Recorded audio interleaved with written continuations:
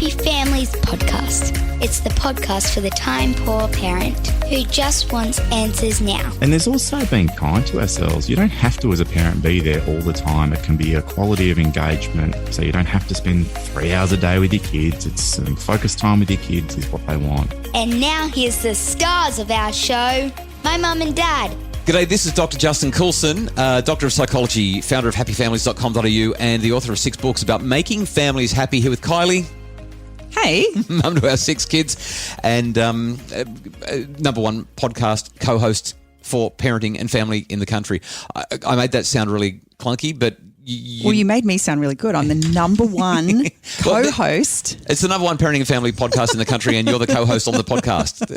That sounds good. I did. I'm really happy with that. Hey, every Wednesday we have a conversation with somebody who's got something to contribute to our lives about how to be better parents, how to be more intentional, to give us new perspectives. And today we're talking to somebody who I think has got an extraordinary array of both experience and research to help us out. His name is Jeremy Macvean. He is the founder of an organisation or a group or a movement, let's call it a movement, called the Fatherhood. And he joins us now. Oh, by the way, he's written a book about fatherhood with perspectives from, can I drop some names? Go for it. Perspectives on fatherhood from David Beckham, Hugh Jackman, Mark Wahlberg, Ben Stiller, Guy Pearce, Osher Gunsberg. I could keep on going. John Krasinski. That's a mouthful. It's a pretty impressive list, isn't it? It really is. Let's get Jeremy to join us now and find out about the fatherhood and fatherhood more generally. Thanks for joining us, Jeremy. It's an absolute pleasure. Thank you for having me. Tell us about the fatherhood. Yeah, so myself and 2 other dads, Luke and Andrew, started the Fatherhood a couple of years ago, and we did it off just seeing the change happening around us, that dads now spends, it's actually 3 times more hours with their kids every week than our parents did, than our fathers did. So there's a huge amount of change happening out there, and we wanted to capture it and tell the stories and perspectives of that change. So I'm really curious about this 3 times more. I know that my dad, all he did was work, bring home the bacon, right? That's what dads always did. I know that as a dad, I still work crazy hours, but I try to be as hands-on as I can with our 6 kids. But gee, it's tricky. What does the research tell us about dads doing this? Why are they doing it? Why has this shift happened? Yeah, so there's this huge opportunity now because gender roles in society are shifting, and that really plays out in parenting. So as a perspective on that, my dad had 3 kids. I've had 3 kids. My dad wasn't at the birth of any of his kids. There was no option I was going to be at the birth of all of mine. So just in one generation, there's these opportunities for dads to be involved. Where that becomes really a huge pressure that all the parents out there are managing is they're not working any less, exactly to your point, Justin. So it's not like dads are working less. It's just they're now trying to be more involved with their families and manage this balance. So we love talking about that because this generation of parents are trying to work it out together. So there's no rule book. We're trying to work out how do we communicate with partners? How do we manage flexible work in order to balance this thing and make the most of this opportunity that we've got as parents in this generation. Yeah, and it can be really tricky. Now, I want to talk about the Fatherhood, the book. So you've got the organisation. Actually, we should clarify, what does the movement, the Fatherhood, actually do? Yeah, so what we do, we started as a website, the-father-hood.com, telling these perspectives, a support and inspiration for dads that are getting involved and therefore better for their kids because dads are more involved and better for their partners because they're sharing the load domestically. So started a website, social media, Facebook, Instagram, and then Murdoch Books, a publisher, saw what we were doing and said, look, let's do a book for Father's Day. Let's do a celebration of this significant shift. And that led to the book. Tell us about the book, Jeremy. We've listed a whole heap of really big names. Yeah, so what happens in this space is we find that parenting's the ultimate leveler. And Andrew, one of our founders actually, was on a boat. Well, I'll do some name dropping, believe it or not, with Thor and Jason Bourne and chatting about parenting. And it was one of the things that inspired what we're doing because he walked away from this. He was on a junket kind of thing. Hang on, did you say he was on a boat with Thor? Yes, Thor. You know Chris Thor's Hemsworth. I was going to say, Thor's not real, don't you? Yeah. Yeah, he wasn't in his character, his wardrobe. Jason Bourne. They're not real people. Yeah, but I like to think they are. All right. So, sorry, I didn't mean to cut you off. So he's on a boat with Chris Hemsworth and Matt Damon.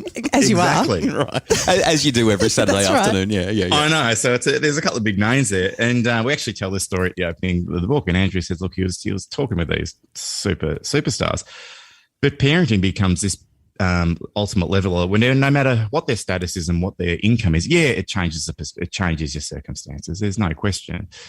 But he was talking with Chris Hemsworth about minimizing screen time with the kids, right. And these kind of things that we all chat about, and it ignited this thought within us. There's this great level up out there, and we can tell those stories. And like you're saying, talk to celebrities. People are interested in that. So get perspectives from celebrities and get perspectives from everyday dads and bring them all together and really celebrate what's going on out there. It's pretty exciting. I'm wondering if you can share with us, Jeremy, what were some of the big messages that came out of those conversations and perspectives?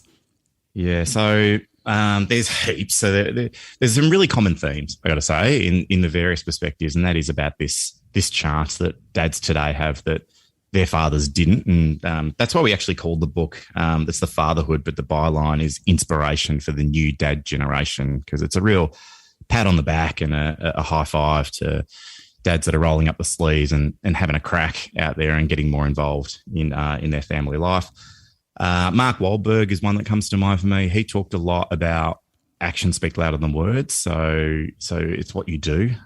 So what that kind of role modeling. So these little kids are watching what you do. So he talked about that being something that is really important to him. There's a really interesting interview in there with Paul Roos and his son Dylan Roos. So we get this father-son perspective.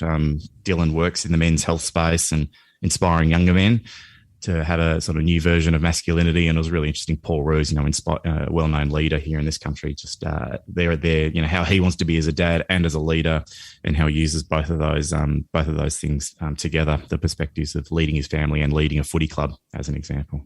Jeremy, what did you learn about dads that you didn't know before? Because, writing a book, they call it research, but I actually prefer me-search, because you learn so much about yourself when you're writing these books.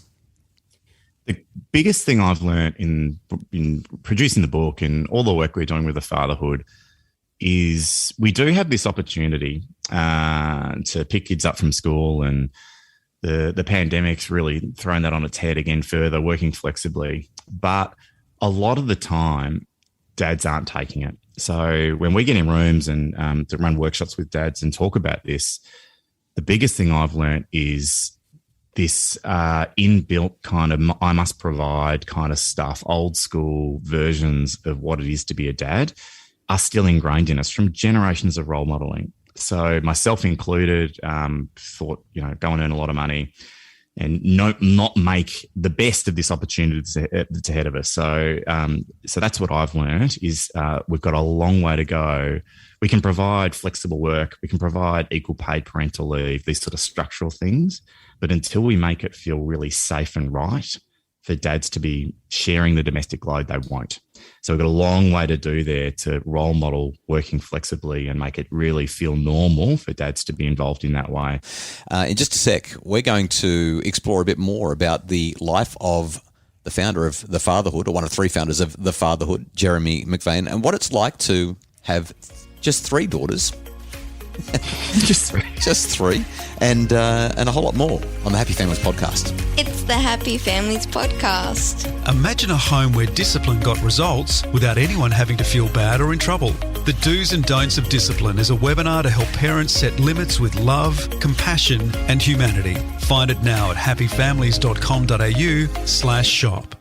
It's the Happy Families podcast, the podcast for the time-poor parent who just wants answers now. And today we are talking to a special guest, Jeremy Macvean. He's the founder, along with 2 other gentlemen, Luke Benedictus and Andrew McCutcheon, of The Fatherhood. Also the author with those gentlemen of the book called The Fatherhood, with perspectives on fatherhood from famous fathers and not so famous fathers. And it's been a really, I think, enlightening conversation so far. Is fatherhood what you thought it would be, Jeremy? It's a really good question. No. Fatherhood constantly changes. So Yeah, it's the highest of highs and the lowest of lows. So the greatest challenges, it's like one thing we say with the fatherhood, it's like the Champions League of manhood. You know, you've got to find this new level of patience and energy and resilience. So no, I don't think it could possibly be, because it's just this constantly evolving challenge. And until you've done it, I don't think you can kind of realize that. I mean, we're often people are like, no one told me to be this hard. You know, when everyone's like, oh, you can have kids. Yeah, it'd be lovely. Oh, yeah, it's lovely at times. It's bloody hard. I got 3 kids downstairs. One of them's really sick. We've been in the emergency department a couple of times this week. Like, it's tough. Yeah. And that's just this week. And next week it'll be new challenges. So I think it's wonderful and fulfilling and certainly defining for me, and hence the fatherhood. Like, I can't imagine life without my kids, but I don't think it's played out exactly like I thought it would. I think it's hard to know. I'm wondering, Jeremy, if through all of the study and research that you've done and the conversations you've had with other men, specifically about their journey in fathering, if it has changed the way you see your dad. That's a really good question, Kylie. It has. It's given me much greater understanding of my dad, much greater. Not that I didn't have empathy, but I think I understand him better. And I'll give you one perspective on that as an example, where I think as parents, we do the best that we can and try and do the best we can for our kids based on our own experience. And my dad sadly lost his dad when he was 13 years old. It's very sad for him, and obviously shaped his youth in a huge way. And when I grew up, I never knew why my mum and dad were so determined to give us all these opportunities to play sport. And whenever I played footy or cricket, they'd be on the sidelines any time of day. They were there. And through becoming a father and having conversations with my parents more about this sort of stuff, I realised that my dad was so determined to be there at 7 a.m. on a Saturday morning when there's dew on the grass, because his dad was never there. He never had, so he really missed that opportunity, and he was the kid without his dad on the sidelines, and it really upset him growing up. So then he's looked to address that and provide that for me and my brothers. It's a really beautiful thing that he's done. So I have a greater understanding and empathy of him, and appreciation for what he and my mum did for me and my brothers growing up, now that I'm trying to do it for my kids. Jeremy, thanks for sharing that. That's really, really special. I feel like we've kind of come full circle to what we were talking about in the early part of the conversation. And so maybe to wrap things up, I can ask you this question. You're an author, you're a businessman, you're a corporate, or have been a corporate high flyer. You're involved with foundations and consulting, and like many dads, you probably still work lots, even if, as you've said, you've pulled it back. But how do you reckon? I mean, I hear a conversation like this. I'm involved in a conversation like this, and I think to myself, I got to work less. I got to be available more. But I know that in spite of my very best intentions in this conversation right this very minute, that my team and my business and my Happy Families community and everything that's going on as part of the Happy Families ecosystem is going to require a whole lot of me. And it's going to be really hard for me to make those decisions at crunch time. I'm still going to be doing webinars or traveling once COVID lockdowns end and running talks and all that sort of stuff. That's how I provide for my family. How do you see dads actually getting it right? How do you see us moving the needle on this when there's so much tension, so many competing pressures? Yeah, it's tough. It's a battle, and it requires constant checking in with ourselves. And like we've talked about in this discussion, it's working out what your values are and what your priorities are. And they will vary depending on every person listening to this. So there might be someone out there who wants to send their kids to private school and wants to have a flash car. And that is totally fine. That makes perfect sense based on their values. And then they could structure their life on delivering on that. And there might be other people, and there are other people out there that go, I don't care about that. I don't care about the car I drive. I don't care about the house I'm in. I don't care about its education or private schools, whatever it is. I want to be there.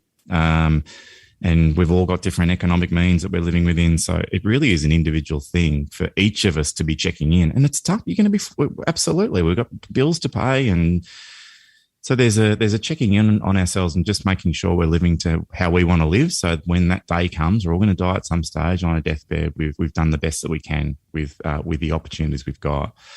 And there's also being kind to ourselves. You don't have to, as a parent, be there all the time. It can be a quality of engagement. So you don't have to spend 3 hours a day with your kids. It's some focused time with your kids is what they want. And so we all do need to be kind to ourselves as well, because we are living in this generation of enormous pressure and enormous, it's better now, but I look back to my father's generation and think his scoreboard was really clear. And you referred to this earlier, Justin. Earn lots of money, be the disciplinarian now and again, and tick, I'm doing my job. Broadly speaking. Whereas now, I don't know what the scoreboard is. I have no bloody idea. Do we get to the end of the week and go, I think, did well at work. I think a couple of clients were happy, a couple weren't. The kids are going all right. And so we're every week sort of checking in and going, am I going okay? Do I need to adjust stuff based on where I'm at? Well, what a great conversation. So valuable. I hope that every mum and every dad gets a chance to have a listen to the things we've talked about and reevaluate.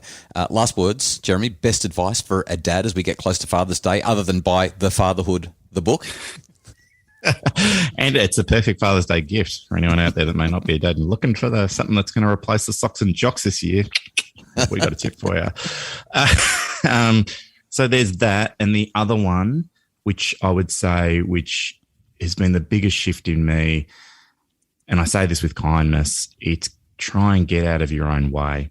Try and really think, what do I want and how do I go about getting it, and challenge yourself to how much of this stuff is structural around you. Because we have this opportunity, and so many dads out there, when you sit down, it takes a 3-hour workshop to get into the 3 hours and they go, actually, I can do this. It's me stopping me doing it. So you do have this opportunity. So the last word, it's been a long last word. It would be go and seize the day, get amongst it. Gather ye rosebuds while ye may. Exactly. Yeah, love it. Fantastic. Jeremy Macvean, what a privilege to have a chat with you, and thanks for sharing your insights and wisdom. Oh, it's been a pleasure. I love talking about this stuff. Thanks for having me. Well, we really hope this has helped make your family happier. If you've enjoyed the conversation, please jump onto Apple Podcasts and leave a rating and review for the podcast so that other parents can find out about how they can make their families happier. It's those ratings and reviews that bump us up in the Apple algorithm so that we appear in other people's feeds. So, we'd enjoy and appreciate that. The Happy Families podcast is produced by Justin Rulon from Bridge Media, and Craig Bruce is our executive producer. If you'd like more info about making your family happier, you can check out Jeremy's great work at The Fatherhood. Just Google Jeremy and The Fatherhood. You'll find everything you need there. Or visit happyfamilies.com.au.